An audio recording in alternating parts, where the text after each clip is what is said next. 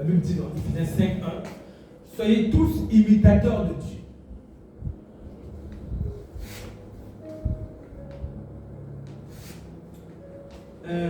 J'aimerais comprendre le texte de Matthieu 7, verset 17. Quelqu'un peut-tu me lire Matthieu 7, verset 17?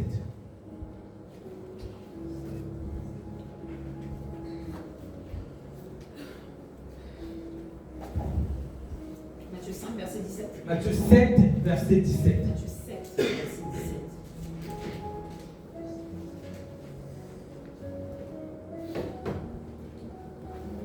Je lis la parole. Matthieu 7, au verset 17. Verset 17. Tout bon arbre produit de bons fruits. Produit de bons fruits. Mais le mauvais arbre produit de mauvais fruits. Mais le mauvais arbre produit de mauvais fruits.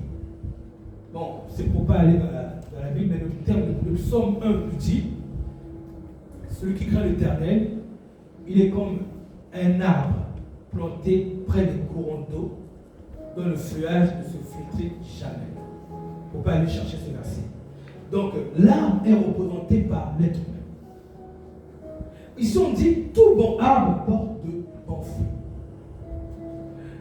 L'homme de Dieu a bien dit que Dieu veut que, quand il nous voit, il voit sa gloire en nous.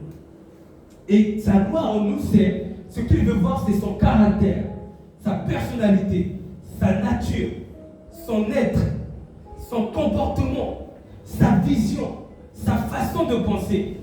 Et ici, il nous touche en disant que donc, si nous aussi, parce qu'on va dire que le perfectionnement c'est progressif, si nous aussi, à un temps donné, on devient des bons arbres, cela se fera parce qu'on portera de bons fruits. Je l'ai dit tout à l'heure, je le redis encore. C'est légitimement que certains vont aller faire des vidéos sur d'autres hommes de Dieu. Ou bien qu'ils vont s'amuser à dénoncer calomnieusement les autres hommes de Dieu avec l'intention d'entacher leur réputation. Ou des fois sans intention. Mais cependant, le résultat est le même. Mais est-ce que c'est un bon fruit, ça? Tout bon arbre porte de bons fruits. Et le mauvais arbre porte de mauvais fruits.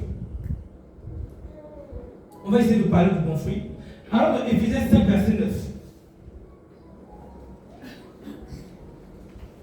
Ephésiens 5, verset 9.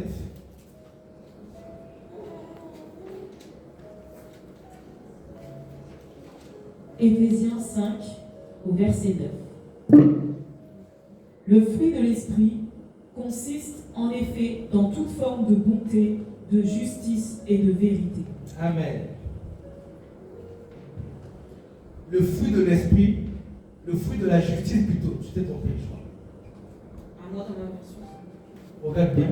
Le fruit de la justice. À moi, il y a marqué le fruit de l'esprit. D'accord. Je lis, non. Vas-y. Éphésiens 5, verset 9. Car le fruit de la lumière consiste Ah oui.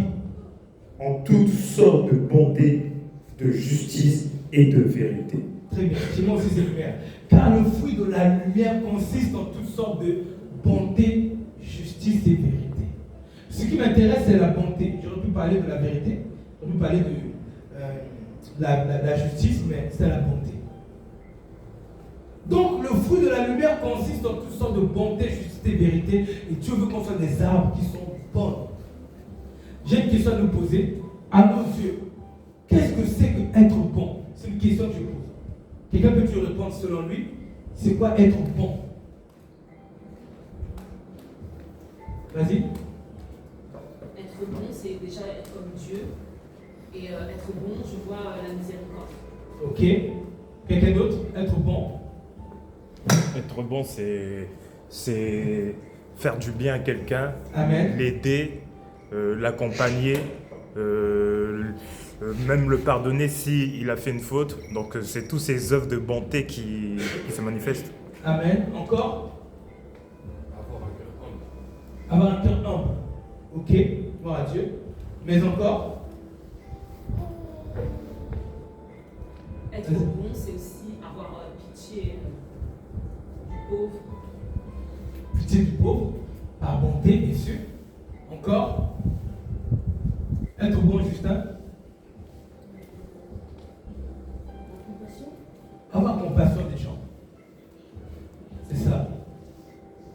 Être bon, c'est aussi avoir de l'altruisme.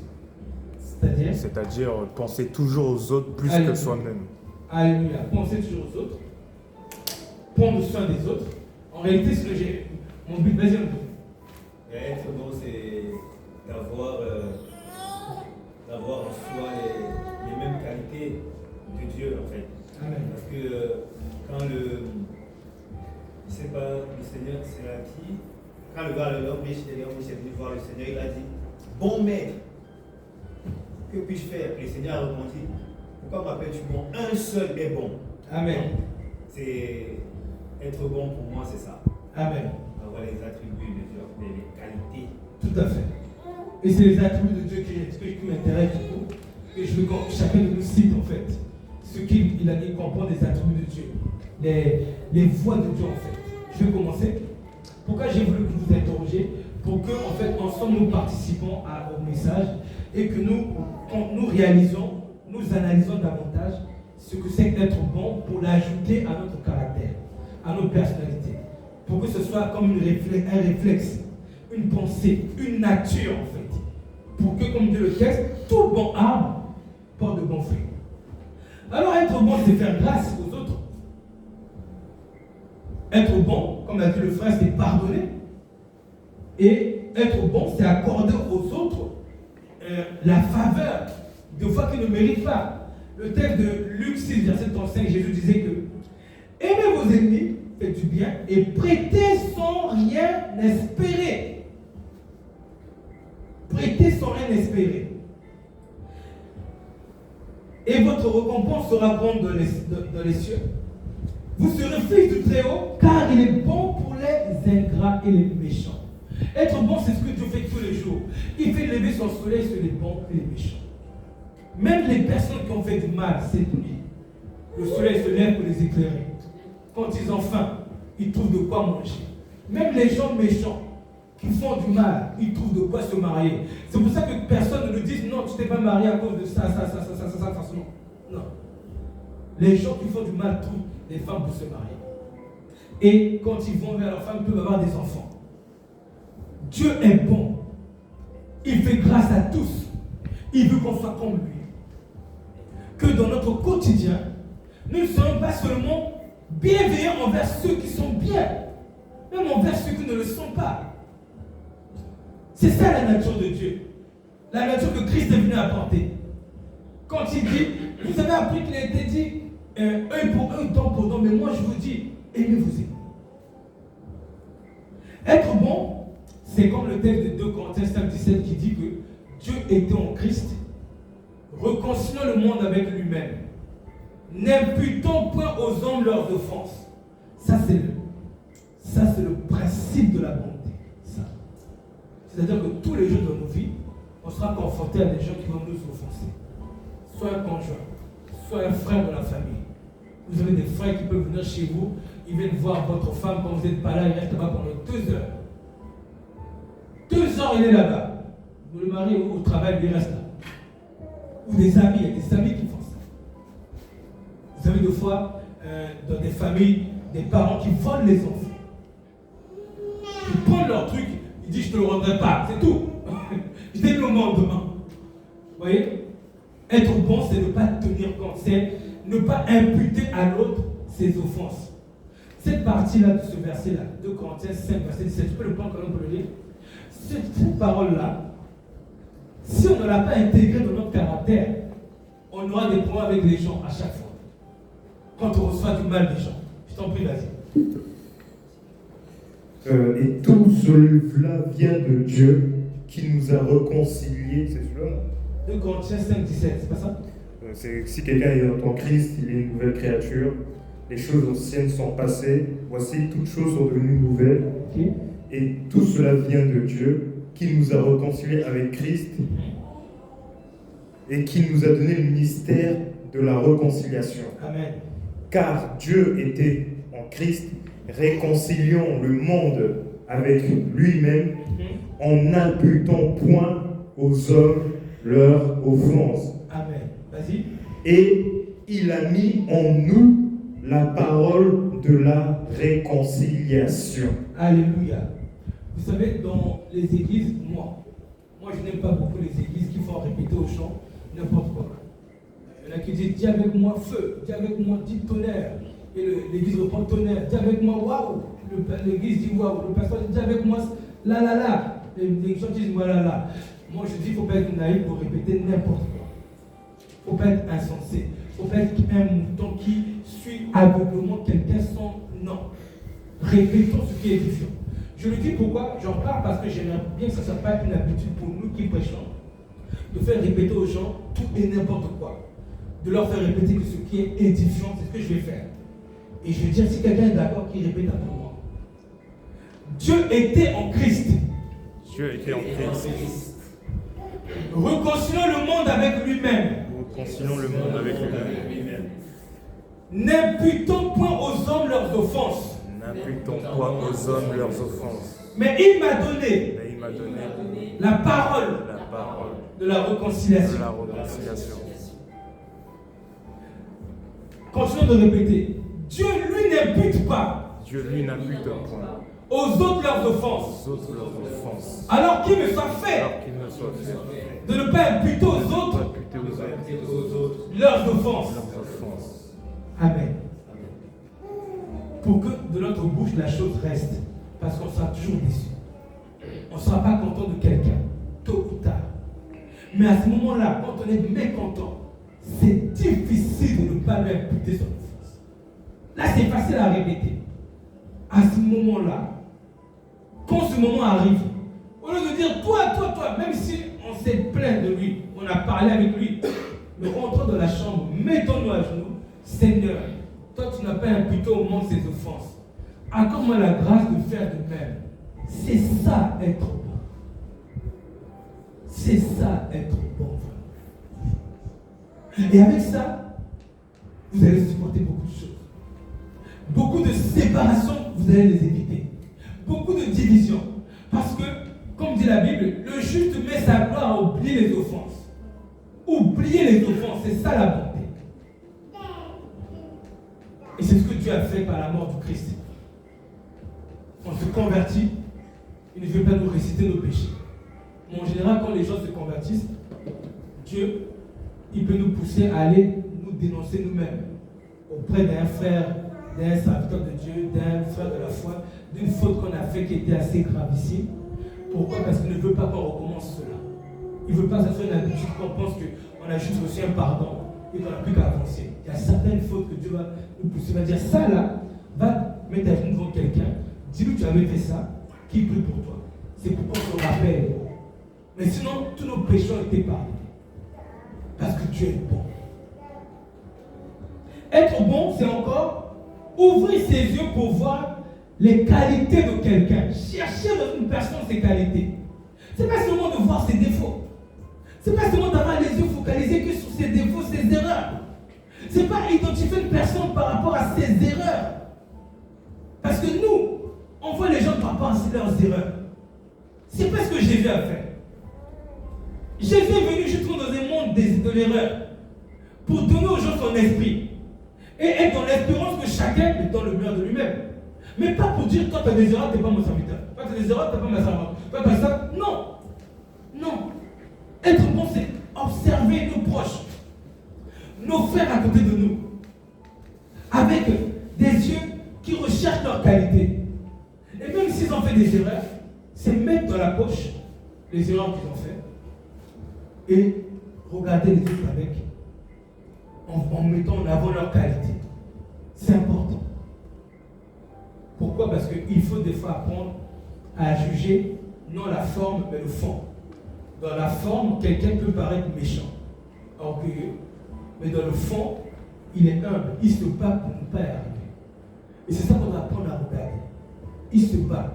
Et le jour que Dieu l'aura délivré, il va courir plus vite que nous, que le jugeant à travers ses mauvaises œuvres. Gloire à Dieu. Être bon, c'est ne pas juger quelqu'un trop vite à cause du mal qu'il a fait sous nos yeux.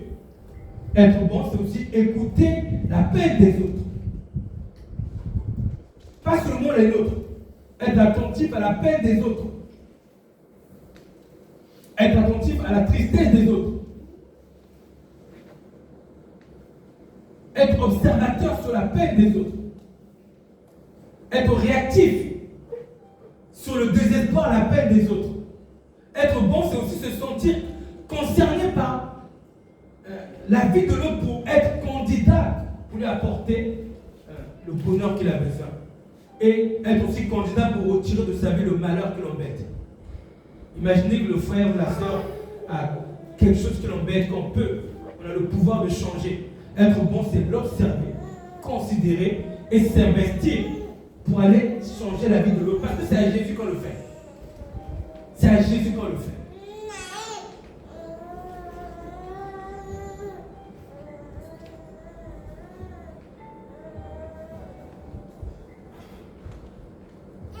Être bon, c'est aussi prendre soin d'une personne que l'on ne connaît pas.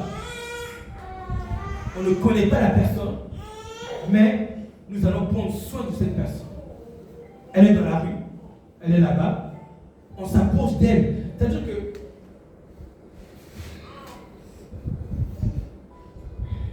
être bon, quand on marche avec la bonté, il n'existe plus de distance entre nous et les gens qu'on ne connaît pas. Parce qu'on sait que Dieu les aime. On sait que Dieu veut leur bonheur. La distance n'est plus là.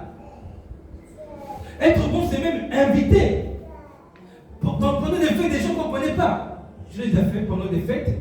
Je connaissais deux personnes sans abri là-bas qui venaient souvent réclamer.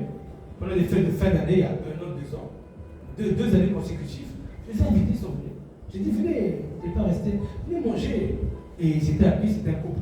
On est même parti les chercher, donc on est parti les chercher. On les a ramenés avec ma famille, avec mes frères de la foi. Ils sont venus, ils ont mangé avec nous.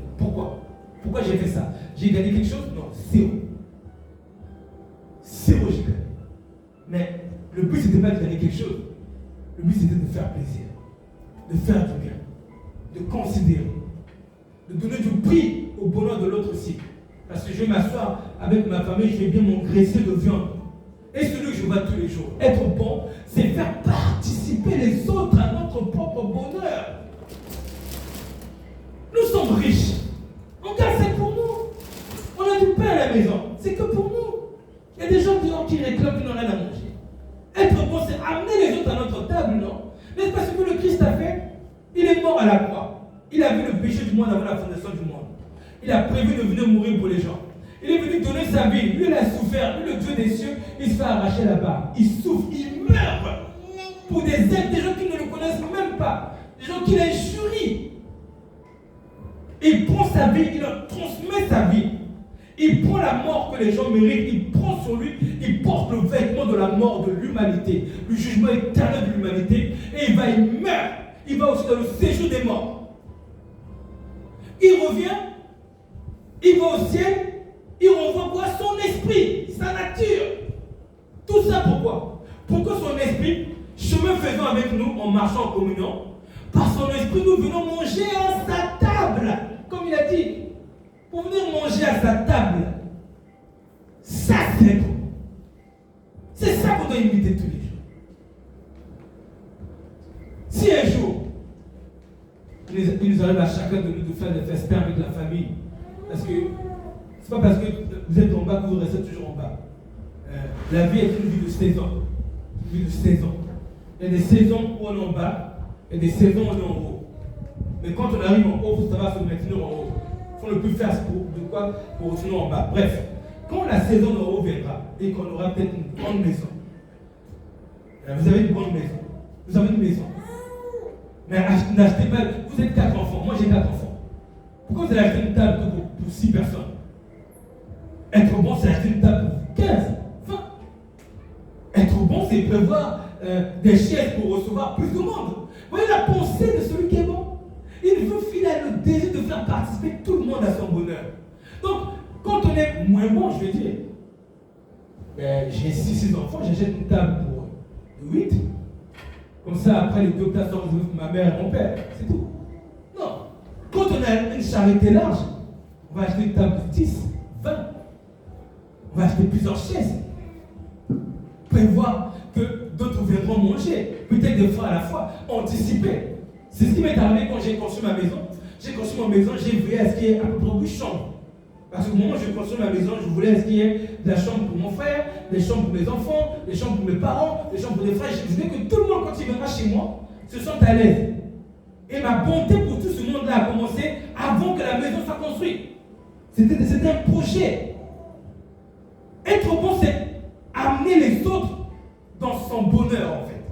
C'est pas que je suis barré, j'ai ma femme, j'ai mes enfants. Ah, écoute, les autres, ils ont leur chez eux. Voilà. Écoute, j'ai dans mon frigo, j'ai mal à prendre soin de moi et les autres, non. Là, c'est être faible. Être bon, c'est toujours intégrer les autres pour qu'ils participent à notre bonheur. C'est ce que le Père fait par le Fils. Être bon.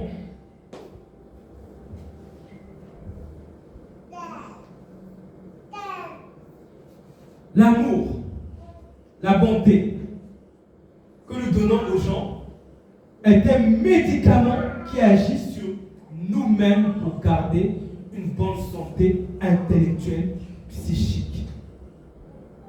Cette bonté est une santé, c'est un médicament. Je le dis comme ça, mais je donnerai ça tout à l'heure. Être bon est un médicament pour nous-mêmes. Parce que quand on est bon, on raisonne comme le Père. On raisonne comme Dieu. Quand on n'est pas bon, par contre, on raisonne comme l'adversaire. Quand on est bon, la bonté, c'est un état de cœur qui engendre dans nos pensées des réflexions de bonté envers les gens, de bien-être envers les gens. Du coup, ça devient un raisonnement, une personnalité, une façon de voir le monde. Encore la Bible dit que celui qui garde ma parole ne verra jamais la mort. Alors c'est un médicament pour nous. C'est un médicament. Je vais arrêter là. Le message n'est pas fini. Je vais en rester là. Si Dieu permet, bien sûr. Moi que Dieu...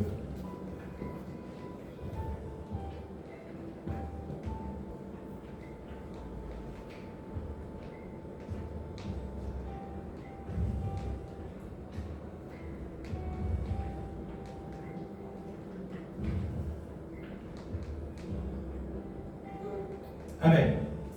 Donc, pourquoi je disais que être bon, c'est un médicament?